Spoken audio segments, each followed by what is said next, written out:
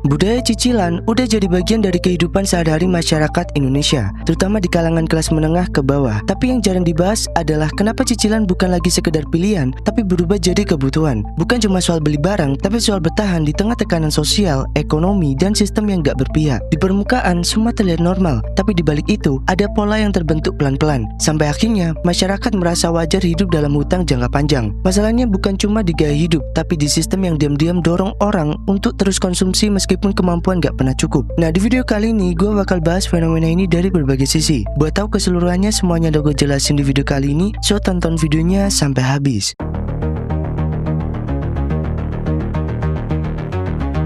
Buat sebagian besar masyarakat kelas menengah ke bawah di Indonesia, cicilan udah jadi bagian dari hidup sehari-hari. Bukan karena pilihan, tapi karena tekanan. Di banyak lingkungan, ada tuntutan yang gak kelihatan, tapi terasa terus-menerus. Harus kelihatan mampu, harus dilihat layak, harus terlihat seperti orang yang berhasil. Bukan cuma dari orang lain, tapi juga dari keluarga sendiri, dari temen, rekan kerja, bahkan pasangan. Barang-barang yang semestinya dibeli saat benar-benar mampu, akhirnya diambil lewat cicilan. Gaji yang pas-pasan dipaksain nyicil karena rasa malu kalau gak ikut punya. Rasa takut kalau dianggap ketinggalan. Nah, di masyarakat yang nilai seseorang dari tampilan luar, tekanan ini lama-lama jadi standar hidup, dan cicilan dijadikan alat buat ngejar standar itu. Yang bikin parah, sistem di sekeliling ikut mendukung. Iklan pembiayaan nyasar kemana-mana tanpa cek ketat, tanpa edukasi yang jelas. Barang-barang bisa dicicil langsung di tempat tanpa perlu nunggu gajian cukup. Bahkan sekarang, beli kebutuhan harian pun bisa dicicil. Akhirnya cicilan gak lagi dipakai buat barang besar atau keperluan penting, tapi udah masuk ke pola konsumsi harian. Dalam kondisi ini, banyak orang bukan lagi cicil karena butuh, tapi karena dipaksa sama keadaan sosial. Jadi makin lama, makin terbentuk budaya yang anggap cicilan itu hal yang normal. Padahal secara finansial, banyak yang udah nggak sanggup lagi, tapi tekanan sosial lebih besar dari kemampuan logika dan daya tahan dompet. Yang terjadi sekarang bukan sekedar masyarakat miskin yang ingin naik kelas, tapi masyarakat yang dipaksa pura-pura mampu demi jaga harga diri. Dan cicilan jadi alat utama buat nutup semua itu.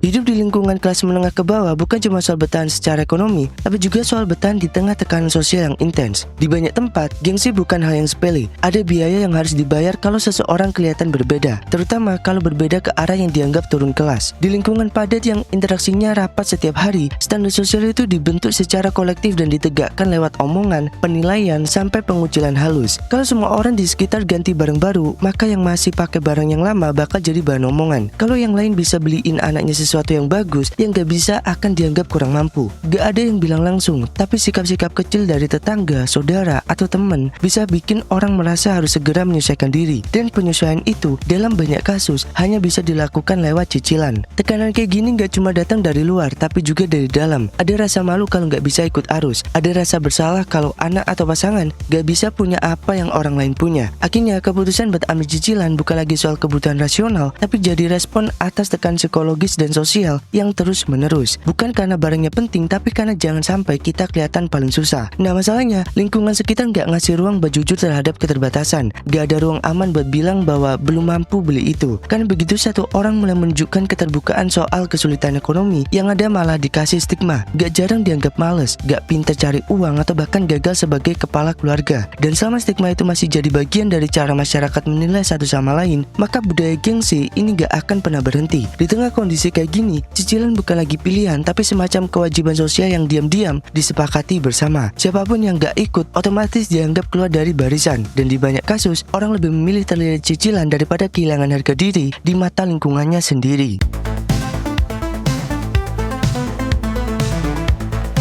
Di tengah sistem yang gak mampu ngangkat masyarakat dari kemiskinan secara struktural, justru ada sektor yang melihat kemiskinan sebagai peluang bisnis. Bukan untuk diatasi, tapi untuk dimonetisasi. Perusahaan pembiayaan, bank digital, pinjaman online, sampai platform e-commerce, semuanya mulai nyasar ke segmen masyarakat yang paling rentan. Bukan karena mereka peduli, tapi karena mereka tahu ini pasar yang besar, konsumtif, dan minim perlindungan. Masyarakat kelas bawah seringkali gak punya akses ke edukasi finansial yang memadai. Mereka gak dikasih pengetahuan soal bunga, penalti, biaya tersembunyi, atau atau cara ngebedain kebutuhan dan keinginan. Tapi justru karena itulah mereka jadi target utama. Yang dikasih bukan pemahaman tapi penawaran. Promosi cicilan dibungkus sebagai bentuk kebebasan, kemudahan, bahkan sebagai hak. Slogan yang muncul selalu seolah berpihak, bisa punya sekarang, bayar belakangan, tanpa kartu kredit, proses cepat dan mudah. Semua dibuat terdengar seperti solusi, padahal dalam jangka panjang justru jadi jebakan. Situasinya makin parah karena negara nggak betul-betul hadir buat ngebatasin ekspansi ini. Regulasi lemah, pengawasan longgar, dan perlindungan ke konsumen nyaris nggak ada. Akibatnya yang terjadi bukan inklusi keuangan, tapi eksploitasi keuangan. Masyarakat didorong untuk berhutang, bukan untuk menabung. Didorong buat konsumsi instan, bukan buat perencanaan jangka panjang. Yang lebih ironis, strategi pemasaran mereka nggak cuma pakai iklan atau potongan harga, tapi juga mainin emosi. Narasi yang dibangun selalu dekat dengan psikologi masyarakat. Dan disitulah kemiskinan dijadikan bahan bakar buat naikin penjualan. Dan karena gak ada sistem edukasi atau pelindungan yang jalan, masyarakat terus-menerus diseret masuk ke dalam lingkaran hutang yang sulit dihindari. Model bisnis kayak gini berjalan lancar karena masyarakat miskin gak punya banyak pilihan. Gak bisa beli tunai, gaji gak cukup, dan tabungan gak punya. Jadi ketika ada tawaran bisa punya sekarang tanpa ribet, itu langsung dianggap jawaban. Padahal justru itu yang bikin mereka makin jauh dari kestabilan finansial. Dalam kondisi ini, kemiskinan bukan lagi dilihat sebagai masalah yang harus diselesaikan, tapi sebagai pasar yang harus dimaksimalkan. Dan selagi sistem terus kayak gini, masyarakat bawah akan terus didorong konsumtif lewat hutang, tanpa pernah benar-benar keluar dari keterjebitan ekonomi yang sama.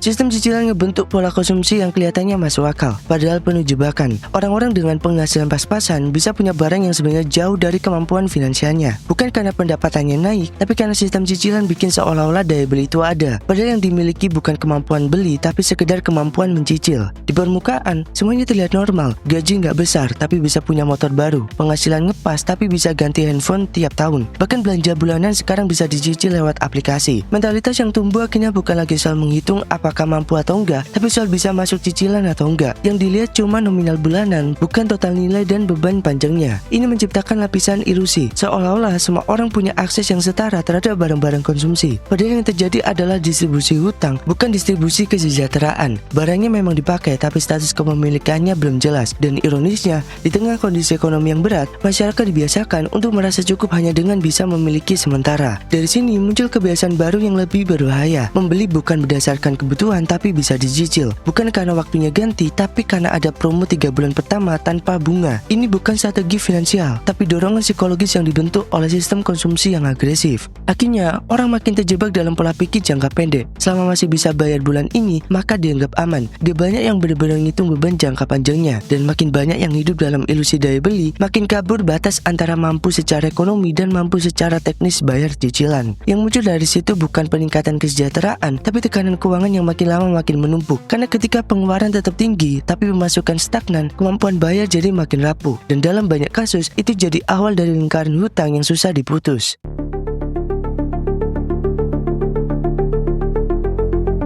Di masyarakat kelas bawah, hidup itu bukan soal rencana jangka panjang, tapi soal bertahan dari hari ke hari. Gaji yang diterima habis dalam waktu cepat karena semua kebutuhan datang beruntun dan mendesak. Di situasi kayak gitu, wacana soal menabung, asuransi, atau dana darurat jadi terasa asing. Bukan karena mereka nggak mau, tapi karena memang nggak ada ruang untuk itu. Yang masuk langsung keluar. Bukan buat gaya hidup, tapi buat makan, bayar sekolah, ongkos kerja, dan kebutuhan dasar lainnya. Sementara di sisi lain, realita hidup nggak pernah bisa ditebak. Anak bisa sakit tiba-tiba, motor bisa mogok pas lagi dibutuhin, orang tua bisa kena musibah, acara keluarga datang tanpa kompromi. Dan ketika semuanya datang bersamaan, sementara simpanan gak punya, yang tersisa cuma pilihan, yaitu kredit. Di situ, cicilan berubah fungsi, bukan lagi alat konsumsi, tapi jadi alat bertahan. Bayar belakangan dianggap lebih realistis daripada nyari bantuan yang gak jelas bisa datang dari mana. Negara gak hadir dalam bentuk pelindungan sosial yang bisa diandalkan. Layanan kesehatan gratis masih terbatas, sistem bantuan darurat gak responsif, jaring pengaman formal cuma menjangkau segelintir orang. Itu pun dengan birokrasi yang rumit. Akhirnya masyarakat nyari jalannya sendiri, dan yang tersedia cuma satu, yaitu hutang. Kondisi ini ngebentuk pola hidup baru yang berbahaya. Orang mulai terbiasa mengandalkan cicilan buat kebutuhan mendesak, bukan karena nggak tahu resikonya, tapi karena nggak ada alternatif. Dan makin lama dibiarkan, makin kuat pola itu melekat. Sampai akhirnya, tiap kali ada kebutuhan apapun, solusinya selalu sama, yaitu cari tempat kredit. Akibatnya masyarakat nggak pernah benar-benar punya ruang buat bangkit, karena semua pemasukan terus ketarik menutup cicilan sebelumnya. Begitu masuk ke ke sistem ini jadi susah keluar. Gak ada masa depan yang bisa disusun karena semuanya habis menutup krisis yang datang silih berganti tanpa sistem perlindungan yang melindungi dari bawah. Selama negara nggak betul-betul bangun sistem yang bikin masyarakat punya akses ke tabungan, proteksi sosial, dan dana darurat yang layak, maka cicilan akan terjadi penopang utama buat bertahan hidup. Bukan karena nyaman, tapi karena nggak ada pilihan lain.